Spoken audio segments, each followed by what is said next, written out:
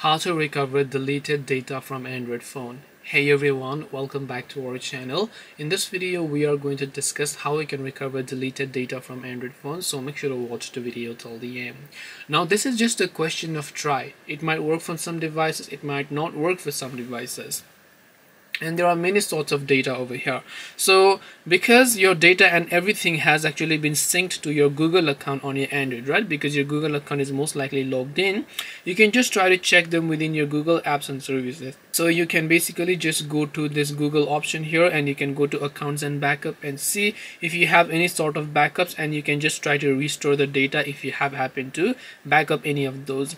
Now it also depends on individual thing. If you deleted your contact and then you decide that you want to restore your contact here, so instead what you can try to do is you can just try to go to the recycle bin of that contact app and then see if you have. If it's a particular photo, then you can try to go to the recycle bin of that photo application and just try to recover the data. If it's a certain message, again same step, you just have to go ahead and then try to actually recover that particular one. So hope this video helped you. If you have got any question, feel free to leave them down. Thank you for watching till the end and see you soon in the next video.